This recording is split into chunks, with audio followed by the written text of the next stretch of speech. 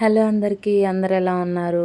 నేనైతే బాగున్నాను. మన ఛానల్ ఎవరైనా కొత్తగా చూసే వాళ్ళైతే ఛానల్ మీద అయితే కన్నేసి ఉంచండి. సబ్స్క్రైబ్ అయితే చేసుకోండి, అస్సలకే మర్చిపోవద్దు.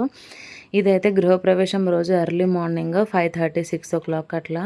ఎండాకాలం కదా, సో కొంచెం ఎర్లీగానే వెళ్తురు వచ్చేసిందనమాట. టైం ఏంది తప్పు చెప్తుందని అయితే అనుకోకండి. గృహప్రవేశం ఆల్రెడీ ఎర్లీ మార్నింగే స్టార్ట్ అయిపోయింది. మా అమ్మ వాళ్ళు అయితే వచ్చారనమాట. వాళ్ళు వస్తే హ్యాపీనెస్సే వేరుంటుంది కదా ఏ ఆడపిల్లకైనా. మాది ఆల్రెడీ పొద్దున జరగాల్సిన కూరాళ్ళు అవి ఇవైతే అయిపోయినాయి. ఇక్కడైతే నవగ్రహాల పూజ జరుగుతుందన్నమాట. అత్తమ్మ వాళ్ళు చేస్తున్నారు. మిగతాది బయట జరగాల్సిన ప్రాసెస్. ఇక్కడ ఈ నవగ్రహాల పూజ దగ్గర మమ్మల్ని వద్దు అన్నారు. సో మేమైతే బయట అమ్మ వాళ్ళతో టైం స్పెండ్ చేస్తున్నాం అనమాట. ఇదైతే మొత్తం ప్రాసెస్ కంప్లీట్ అయింది. బయట జరగాల్సినవి బయట జరుగుతున్నాయి. ఆవునైతే తీసుకొచ్చారనమాట. ఇదైతే ఖచ్చితంగా తీసుకొస్తారు కదా, ఇంకా కొంచెం లేగదు కూడా, పిల్ల ఉన్నా కూడా పిల్లను కూడా తీసుకొస్తారు. కాకపోతే మాకు ఆ రోజు దొరకలేదు అంత ఎర్లీ మార్నింగ్. సో ఒక ఆవును మాత్రమే తీసుకొచ్చారు. అది కొంచెము రెడ్ కలర్ చూడగానే బెదురుతుందనమాట. జనరల్గా కూడా అట్లనే బెదురుతాయి కదా. మా డాడీ వాళ్ళు అప్పుడే వచ్చారు. మా డాడీ వాళ్ళు వచ్చిన తర్వాతకైతే ఇవన్నీ తీసుకొని వచ్చారనమాట. అది కొంచెం అట్లా బెదురుకోగానే బాగా ఇట్లా భయపడుతుంది. అది రెడ్ కలర్ చూస్తే జనరల్గా అట్లనే బెదురుకుంటాయంట కదా. నాకు కూడా తెలియదు, వాళ్ళందరూ అంటుంటే విన్నాము.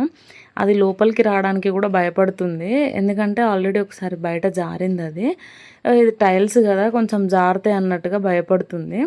నిజంగా పాపం అవి టైల్స్ మీద భలే జారుతాయి, ఎందుకంటే వాటి కింద ఫీట్ అనేది చాలా స్మూత్ ఉంటుంది కాబట్టి ఆగదు, జారిపోతాయి అన్నమాట.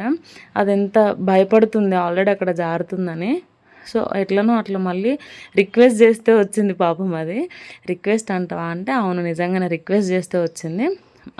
మొత్తానికైతే ధైర్యం చేసి లోపలికి వచ్చింది.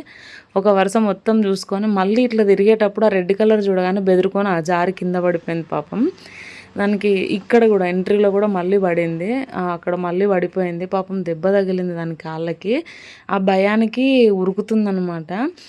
సో ఆ దెబ్బ తాకేసరికి అది ఇంకా పాపం ఇదైపోయింది. బాధ అనిపించింది, కానీ ఏం చేస్తాం. మమ్మల్ని అయితే మళ్ళీ అరటి పండ్లకి ఇట్లా వేసి రమ్మన్నారు. అది మీది కురుకొస్తుంది, భయమైంది నాకు. నేను ఫస్ట్ టైం అనమాట. ఇంట్లో అయితే పాలు పొంగిస్తున్నారనమాట. ఆల్రెడీ ఒకసారి పొంగినాయంట, మమ్మల్ని పిలవలేదు. మేమేమో బయట ఉన్నాము, పనిలో ఉన్నాము. నేను పోయినందుకు మళ్ళీ ఒకసారి, నేను ఇంటి యజమాని కదా, చూడలేదని చెప్పి మళ్ళీ ఒకసారి పొంగింది అన్నట్టుగా. అది మా కోసమే పొంగింది అన్నట్టు.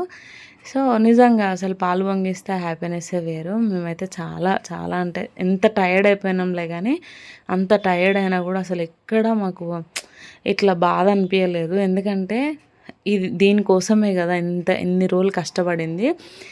పాలైతే చాలా ఇట్లా మంచిగా నిండుగా పొంగినాయి అనమాట. వీడియో చాలా స్లో ఉంది, కాకపోతే మా కోసం మళ్ళీ పొంగింది. పొంగిన కాడికి సంతోషం అనుకున్నాము. అమ్మ వాళ్ళైతే ఒడిబియ్యం తీసుకొచ్చారనమాట. ఒడిబియ్యం పోసుకుంటున్నాము.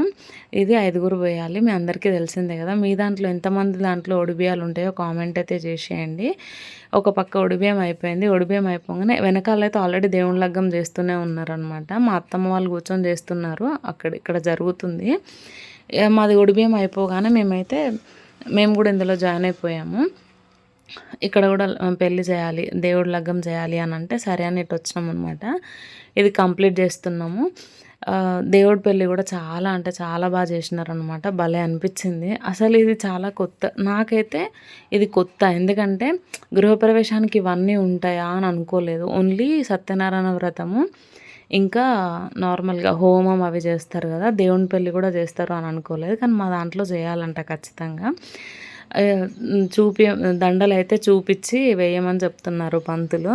నిజంగా సేమ్ మనం పెళ్ళి ఎట్లా చేసుకుంటే ఎట్లుంటుందో అట్లా బ్లష్ అయినాం అసలు. అంటే పంతులు చెప్పే విధానం కూడా అదే ఫ్లోలో ఉంది. భలే అనిపించింది.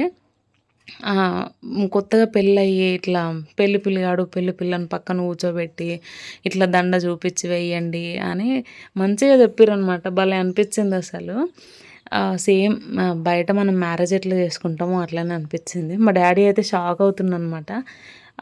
మొత్తం కొత్తగా పెళ్ళి చేసిన వాళ్ళకనే ఎత్తురు అంటే అవును, అది దేవుని లగ్గం కాబట్టి సేమ్ మనం ఎట్లయితే మ్యారేజ్ చేస్తామో అట్లనే చేస్తాం డాడీ అంటే. వాళ్ళు కూడా అసలు ఎంత బాగా ఎంజాయ్ చేసిర్రో, బ్లెస్ అయ్యారు బాగా. కొత్తగా మంచిగా అనిపించింది మాకు కూడా. మొత్తానికైతే అక్షింతలు అవి అయితే అన్నీ వేయించిన తర్వాతకి మాతోటైతే కొన్ని గేమ్స్ అయితే ఆడిచ్చిర్రు అనమాట. పూల బంతి అని, రింగ్స్ అని అవన్నీ అయితే ఆడిచ్చిర్రు. ఫస్ట్ అయితే రింగ్ 5 మందిని వేయమన్నారు. 5 ముగ్గురిని వేయమన్నారు, ఆడపిల్లల్ని ఇంకా మా మమ్మీని అయితే వేయమన్నారు అనమాట. ఫస్ట్ ఒక వరుస ఆడపిల్లలు అయితే అయిపోయారు. 2 టైమ్స్ ఫస్ట్ అయితే సాయి గెలిచిండు. సెకండ్ టైం ఎవరు విన్ అవుతారో చూడండి. అగో వేసింది మా నడిపి ఆడబిడ్డ, తను కూడా వేసింది, నాకే దొరికింది అది. థర్డ్ టైం కూడా విన్ ఎవరైతారో చూసేయండి. మా చిన్న ఆమె వేసింది అనమాట. ఆమె వేసినప్పుడేమో సాయికి దొరికింది అనుకుంటా నాకు తెలిసి. ఇప్పుడు మా మమ్మీ వేసింది. మా మమ్మీ టార్గెట్ అంతా సాయే గెలవాలి అని, కానీ అది నా చేతికి దొరికింది. నువ్వు గెలవవా అయ్యా, ఎందుకు గెలుస్తలేవు అని అంటుంది. నన్ను గిచ్చి తీసుకుంటుంది అత్తమ్మ అని చెప్తుండు సాయి. కానీ అట్లా గిచ్చుతామా చెప్పండి, అది డైరెక్ట్ చేతుల్లో పడ్డది, దాన్ని ఏం చేస్తాము. అట్లా ఒక 3-4 టైమ్స్ వేయించారు అనమాట. మాకైతే పెళ్ళైనప్పుడు కూడా అంత ఫేస్లో కలర్ రాలేదేమో, కానీ ఇంట్లోకి పోయినప్పుడు అయితే కలర్ వచ్చింది ఫేస్లో. చాలా బాగా ఎంజాయ్ చేసినాం అసలు. ఎన్ని ఆటలు ఆడిపించిర్రో, ప్రతిదానికి మీరే ఆడాలన్నారు అనమాట. లాస్ట్కి అయితే నేనే విన్ అయినా.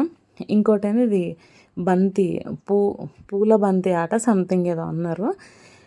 ఇది ఎవరిది కింద పడితే వాళ్ళు లాస్, ఆపోజిట్ క్యాండిడేట్ విన్ అని చెప్పారు అనమాట.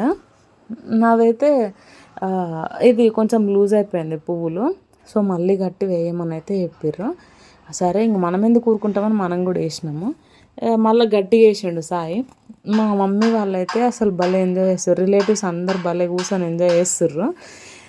అంటే ఏదో చెప్తున్నా కదా, కొత్తగా మ్యారేజ్ అయిన వాళ్ళు ఎంజాయ్ చేసినట్టు చేస్తున్నారు. నా లాస్ట్కి సాయే విన్ అయ్యిండు, నేను విన్ అయినా అని చెప్తుండు. ఛానల్ మీద అయితే కన్నేసి ఉంచండి, మిగతా వీడియోస్ కూడా అప్లోడ్ చేస్తాను.